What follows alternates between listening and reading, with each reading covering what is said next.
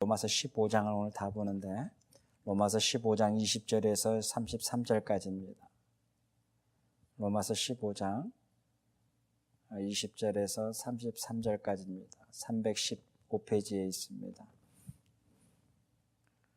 우리 같이 한 목소리로 20절부터서 읽겠습니다. 나는 이와 같이 그리스도 이름이 알려진 곳 말고 알려지지 않는 곳에서 복음을 전하는 것을 명제로 삼았습니다.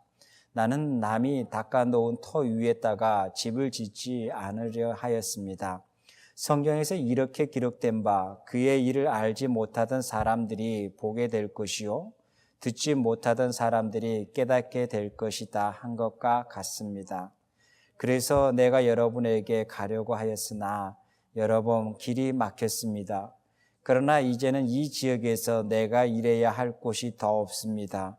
여러 해 전부터 여러분에게 가기를 바라고 있었으므로 내가 스페인으로 갈 때에 지나가는 길에 여러분을 만나보고 잠시 오랫동안이나 여러분과 먼저 기쁨을 나누려고 합니다. 그 다음에 여러분의 후원을 얻어 그곳으로 가게 되기를 바랍니다. 그러나 지금 나는 성도들의 돕는 일로 예루살렘에 갑니다. 마게도냐와 아가야 사람들이 기쁜 마음으로 예루살렘에 사는 성도들 가운데 가난한 사람들에게 보낼 구제금을 마련하였기 때문입니다. 그들은 기쁜 마음으로 그렇게 하였습니다. 그들은 정말로 예루살렘 성도들에게 빚진 사람들입니다. 이방 사람들은 그들에게서 신령한 복을 나누어 받았으며 육신의 생활에 필요한 것으로 그들에게 봉사할 의무가 있습니다. 그러므로 나는 이 일을 마치고 그들에게 이 열매를 확실하게 전해줄 뒤에 여러분에게 들렸다가 스페인으로 가겠습니다. 내가 여러분에게 갈 때에 그리스도의 충만한 복을 가지고 갈 것으로 압니다. 형제 자매 여러분, 내가 우리 주 예수 그리스도를 힘입어 그리고 성령의 사랑을 힘입어 여러분에게 부탁합니다. 나도 기도합니다만 여러분도 나를 위하여 하나님께 열심으로 기도해 주십시오. 내가 유대인에 있는 믿지 아니하는 자들에게서 화를 당하지 않도록, 그리고 또 내가 예루살렘으로 가져가는 구제금이 그곳 성도들에게 기쁘게 받아들여질 수 있도록 기도해 주십시오. 그래서 내가 하나님의 뜻을 따라 기쁨을 안고 여러분에게 가서 여러분과 함께 즐거워 쉴 수 있게 되도록 기도해 주십시오. 평화를 주시는 하나님께서 여러분 모두와 함께 하시기를 빕니다. 아멘. 바울이 로마서 복음을 이야기하면서 특히 오늘 우리가 읽었던 이 본문에 보면 우리가 바울 서신뿐만 아니라 이 본문에서도 마찬가지로 우리가 15장으로 넘어와서는 바울이 이야기하는 내가 부끄럽지 아니한다라고 이야기하는 그 부분, 그리고 자기가 자랑스럽다라고 생각하고 있는 그 부분, 우리가 지난주에 이야기했던 그리스도 예수 안에서 자랑스럽게 생각하고 있는 일, 그리고 그가 로마서 1장에서 이야기하고 있는 바로 복음은 모든 것을 뛰어넘어 내가 부끄럽지 아니한다라고 이야기하고 있는 1장 16절의 그 복음, 이 복음을 보면서 바울이 부끄럽지 않다라는 것이 관념과 생각 속에 머물러 있는 것이 아니라 그의 삶의 자리에서 그가 자랑스러워하고 기뻐하고 즐거워하는 모든 삶의 흐름이 무엇인가를 볼 수 있는 게 오늘의 우리가 읽었던 본문이고,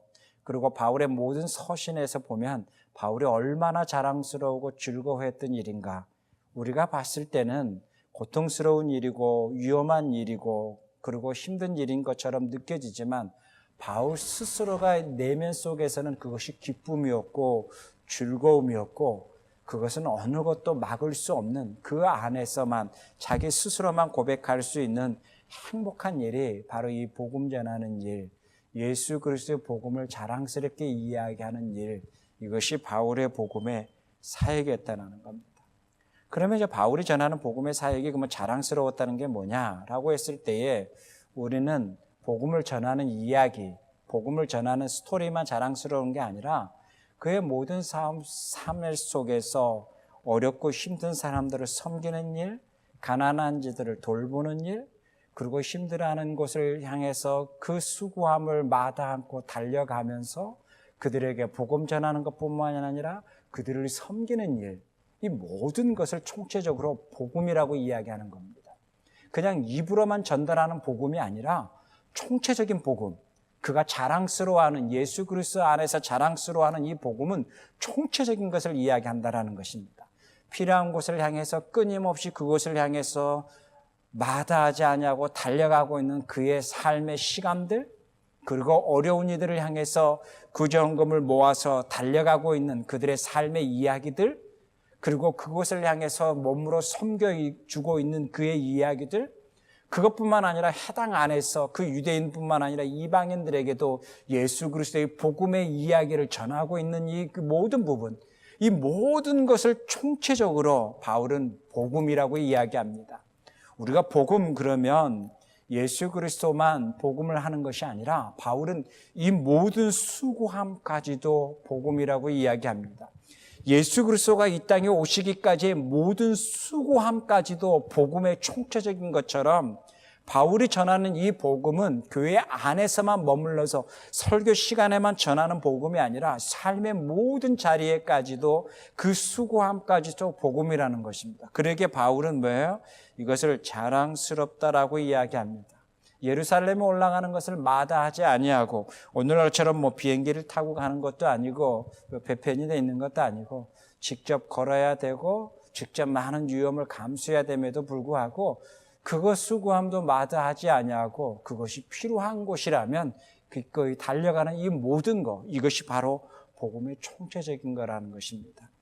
그것을 생각을 하면서 바울이 이렇게 수고하지 아니하는 모습들, 바울이 이렇게 담대하게 복음을 이야기하는 모습들, 바울이 자랑스럽다라고 하는 이 모든 모습을 보면서 과연 지금 우리들에게 오늘날 목회 필드에서 사역하고 있는 우리 사역자들에게 던져봐야 될 질문일 수 있겠죠. 1차적으로는 어떤 질문이겠어요?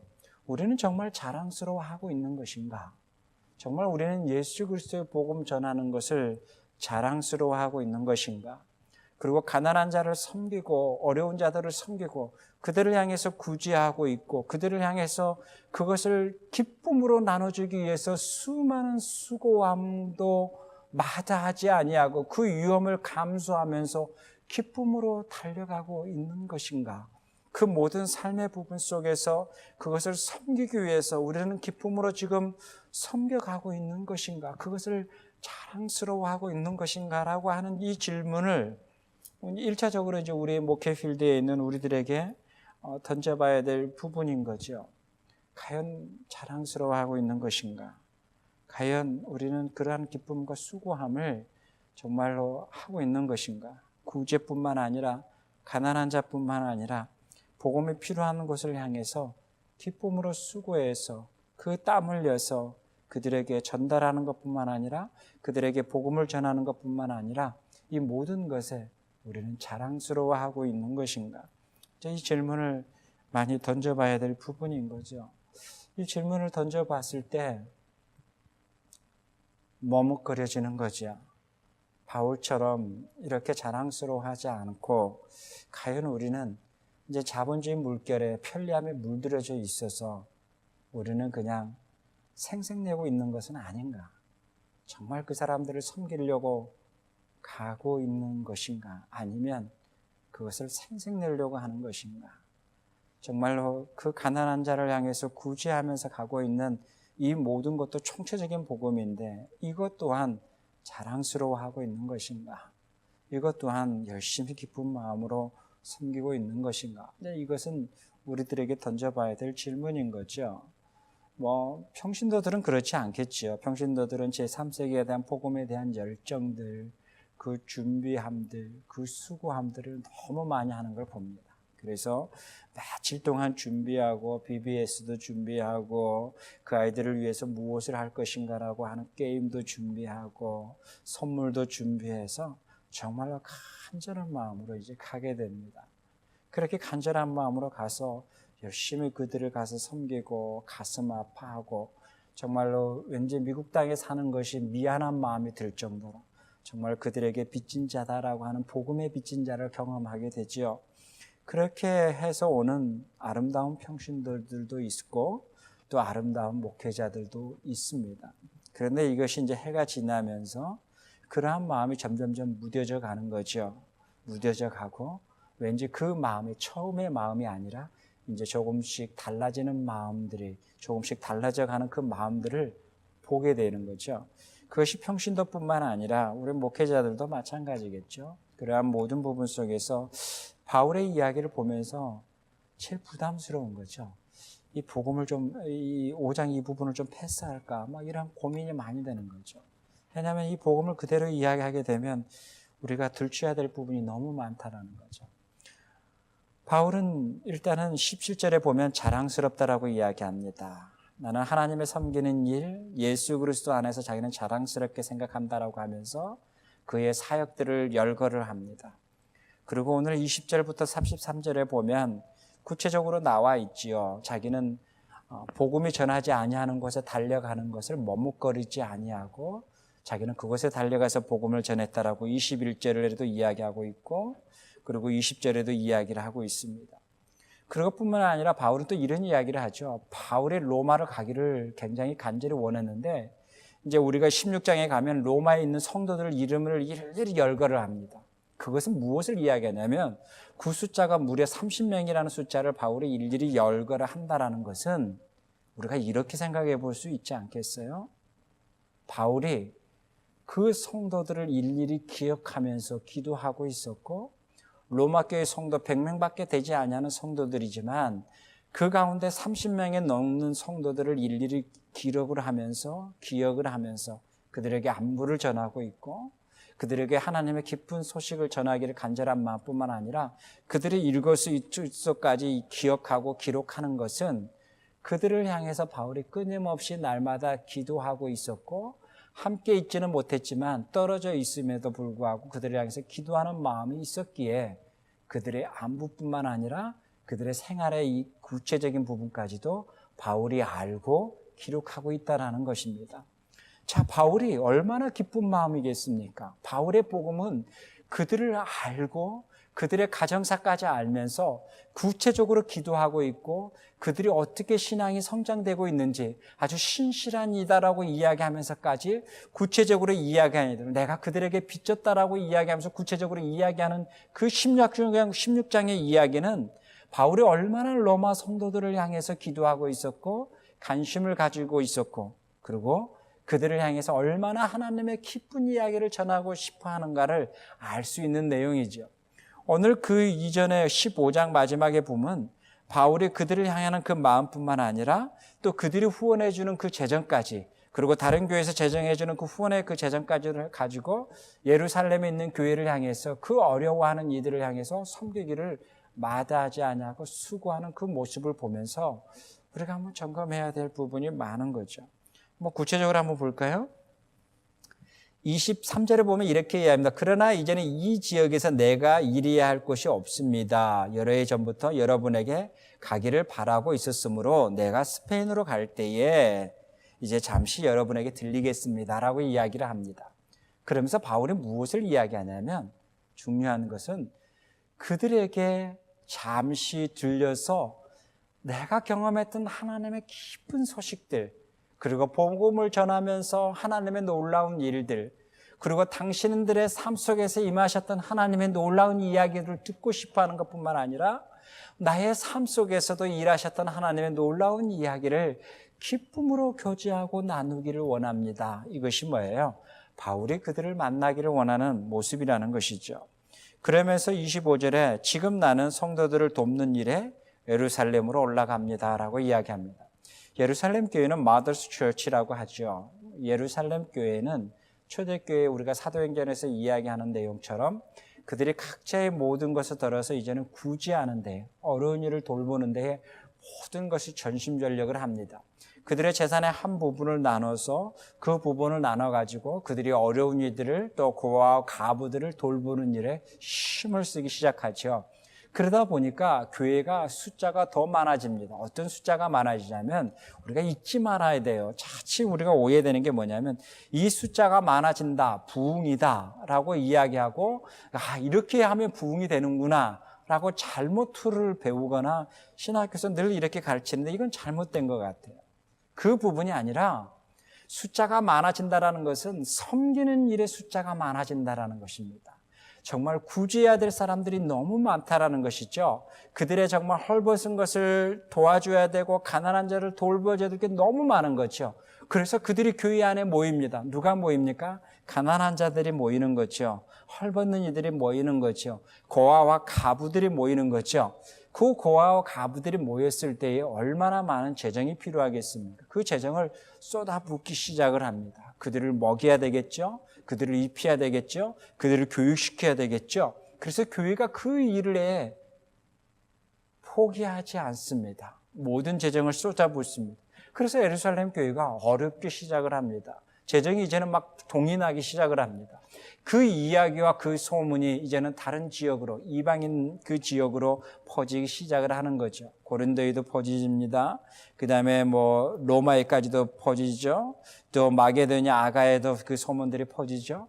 그래서 거기에 먼저 믿었던 그 그리스도인들, 이방인들이 그 소식을 듣고 그들이 조금씩 헌금을 하기 시작을 합니다.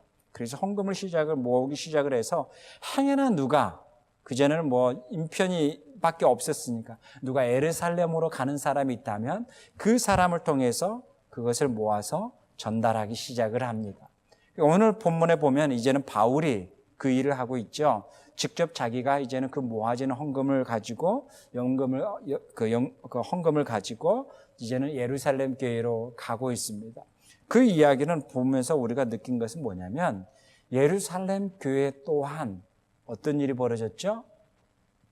포기하지 아니하고 가난한 자와 고아와 가부와 그 이웃들을 향해서 섬기는 일에 모든 것에 전심전력하고 있다라는 모습입니다. 이 정도 되면 이제 우리는 이렇게 평가할 수 있죠. 야, 이러면 이제 재정 바닥 나니까 하면 안 된다라고 하는 어떤 평가가 나오겠죠. 그런데 그렇지 않죠. 전심전력하고 있다라는 소문이 나오는 거죠. 그러다 보니까 아가야 교회라든지 그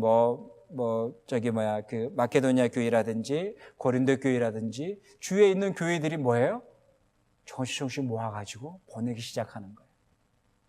여러분, 이 모습이 얼마나 아름답습니까? 재정이 충분히 많이 남아서 무엇을 하고 그런 스토리가 아니라 재정이 바닥에 났다고 합니다. 무슨 일이에요? 고아와 가부와 어려운 이들을 돌보는 데에 재정이 바닥에 났다고 합니다. 여러분, 얼마나 하나님이 기뻐하는 소식이겠습니까? 이건 얼마나 하나님이 좋아하는 겁니까? 교회가 재정이 바닥이 납니다. 무엇으로요? 복음 전하는 일로요. 고아 가난한 자들을 돌보는 일로요. 교회가 재정이 없다고 합니다. 여러분, 이러한 기쁜 소식이 어디가 있습니까? 이거는 하나님 나라의 기쁜 소식입니다.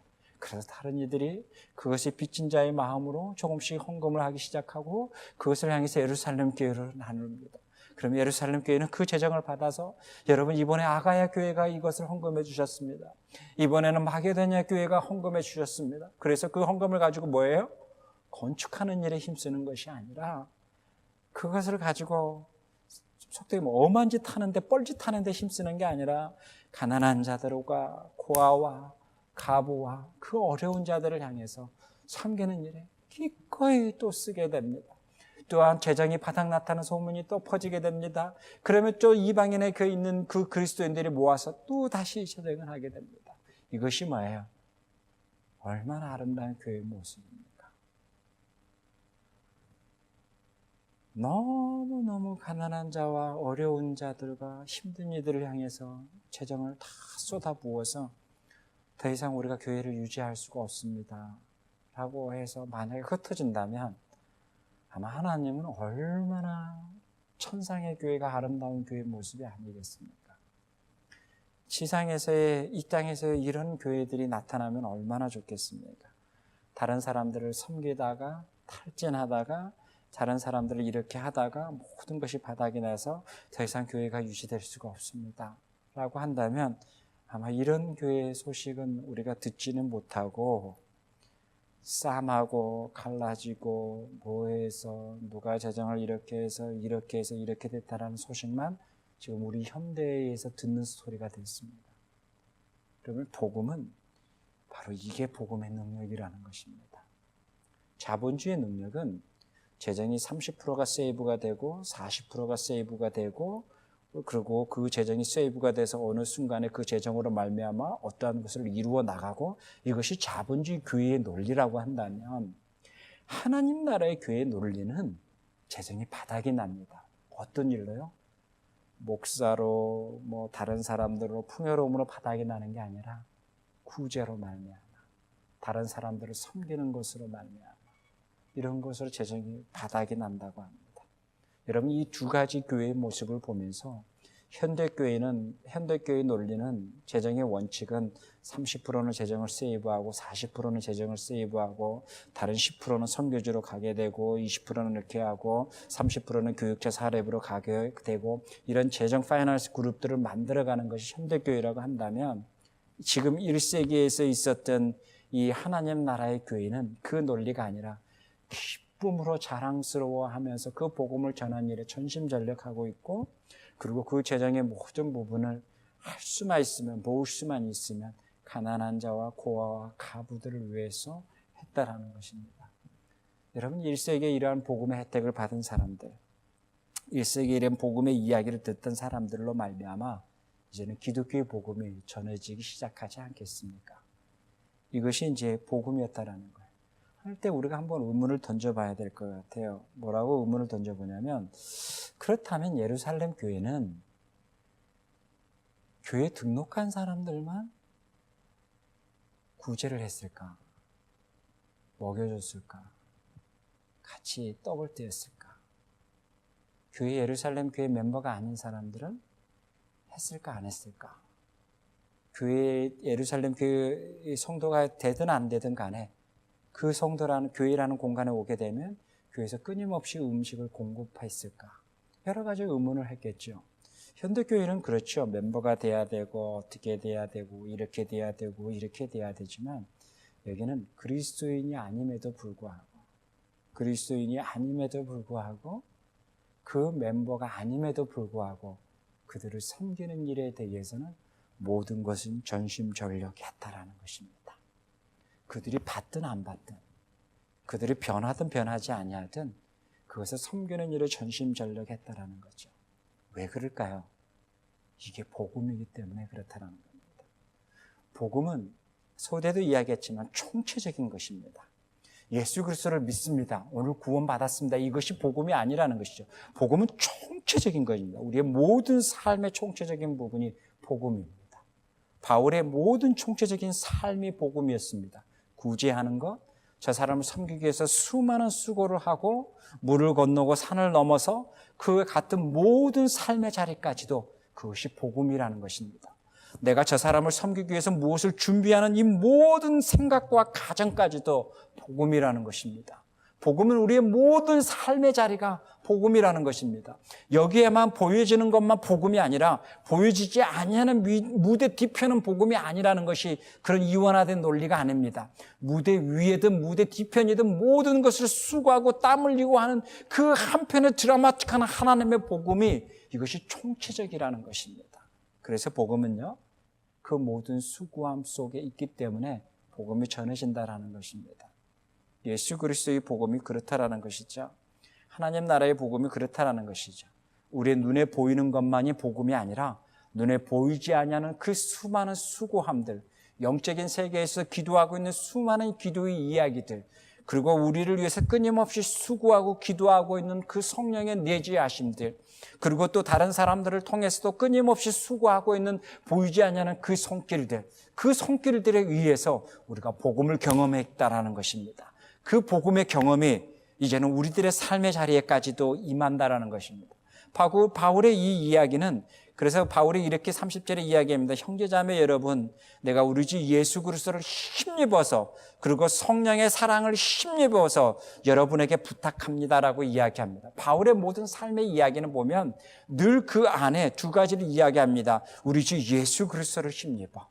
우리 성령의 임재하심, 그 성령의 사랑하심, 그 성령의 사랑을 힘입어서 바울은 끊임없이 복음을 전한다라고 이야기합니다. 그것을 힘입어서 여러분에게도 부탁을 합니다라고 바울이 30절에 이야기합니다. 뭐겠어요? 그 부탁이 기도라는 것입니다.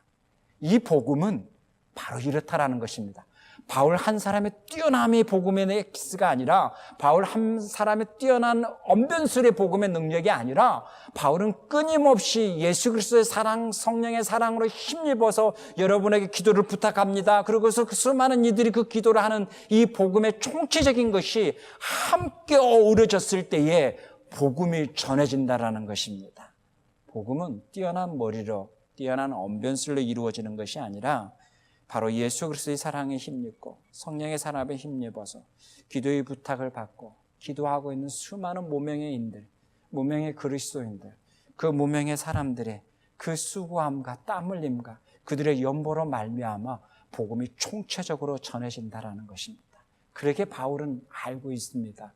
자기의 언변술이 아니라, 자기의 뛰어난 수고함이 아니라 그 성령에 힘입어서 기도해주고 있는 수명의 무명의 그리스도인들, 예수의 사랑을 경험하고 있고 살아가고 있는 수많은 이들, 그들이 잠시 자기를 위해서 기도해주고 있는 그 기도함이 있기에 내가 오늘도 담대히 복음을 전한다라고 이야기를 합니다.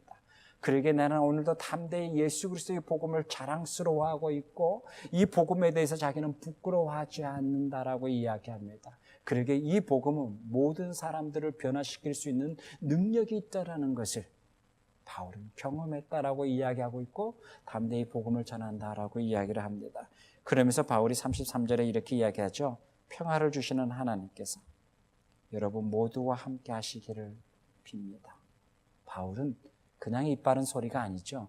그의 삶 속에서 임재하시는 성령이, 그의 삶 속에 임재하시는 하늘로부터 내려오는 기쁨과 평화를 경험했던 그 바울이 그들에게 동일하게 이야기합니다.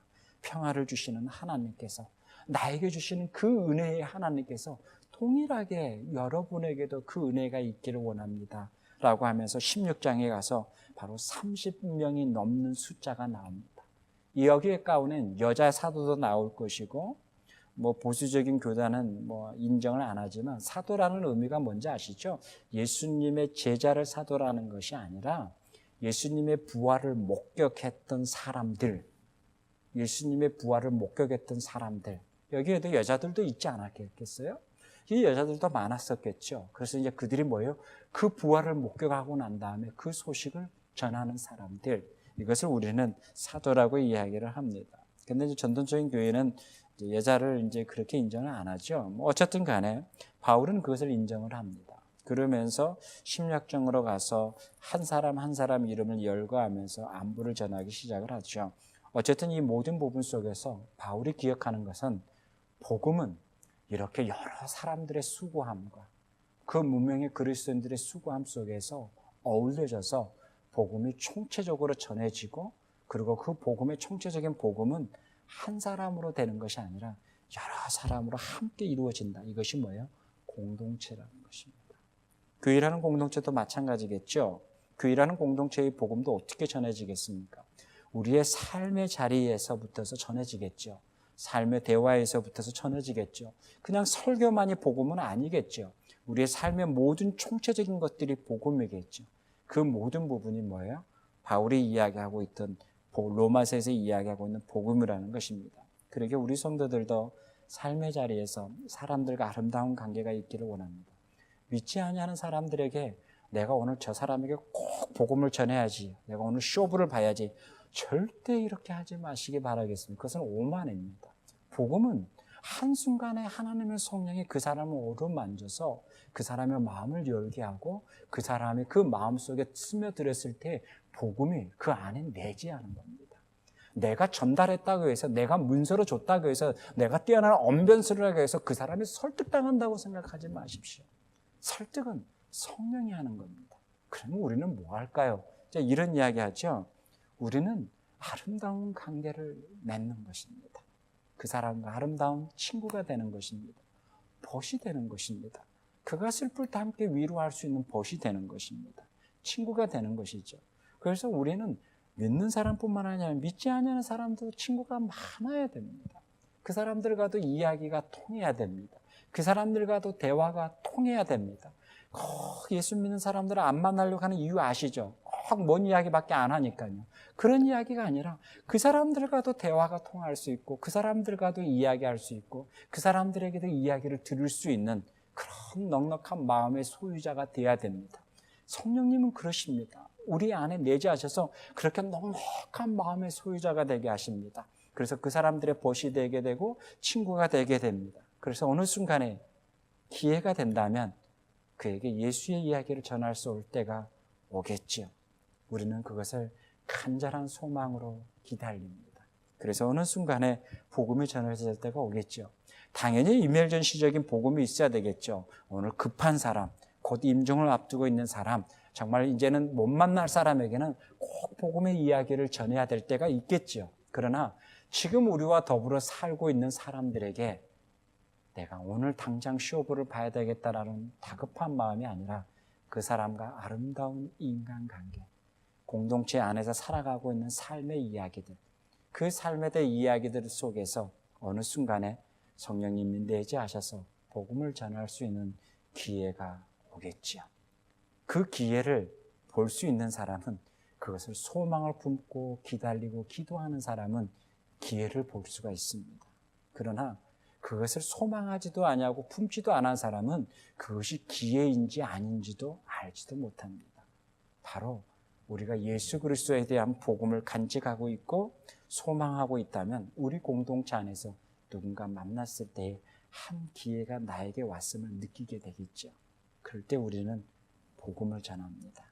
이 복음을 전했을 때에 총체적인 거죠. 그대가 나와 몇 년을 관계를 맺으면서 나의 삶 속에 함께 있으면서 그 함께의 모든 것들이 그대가 나에게 교회를 초대했을 때에, 예수의 복음을 이야기했을 때에 내가 거부 반응이 나지 않는 이유는 그대가 나와의 인간관계가 있었기 때문에, 그대가 진실하게 삶을 살아왔다는 것을 내가 옆에서 보고 있기 때문에, 그대가 솔직한 삶을 살고 있다는 것을 내가 알고 있기 때문에 그 복음에 대해서 거부하지 못하고 그 복음에 대해서 생각해 볼 수가 있다는 것이죠. 그런데요, 일명 얌체족들이 있지 않습니까? 관계도 맺지도 아니하고 필요할 때만 꼭 도움 요청하고 막 이런 사람인데, 오늘 우리 교회에서 집회하는데 교회 가자라고 했을 때 어떤 마음이 들겠습니까? 우리는 이렇게 복음의 총체적인 부분이 너무나 다양하게 나타나는 것을 볼 수가 있다는 것이죠. 바울이 우리들에게 이야기합니다. 평화를 주시는 하나님께서 우리에게도 함께 하기를 원한다라고 이야기합니다.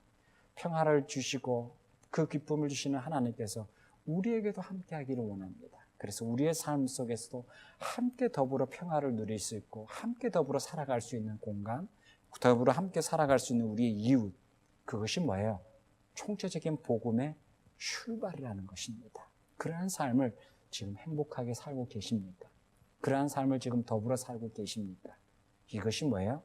복음이라는 것이죠. 복음은 한순간의 단어, 한 토막이 아니라, 한 단락이 아니라 우리의 모든 삶의 자리에 총체적으로 함께 평화를 누리면서 살아가는 삶의 자리, 이것이 복음의 시작이라는 것입니다.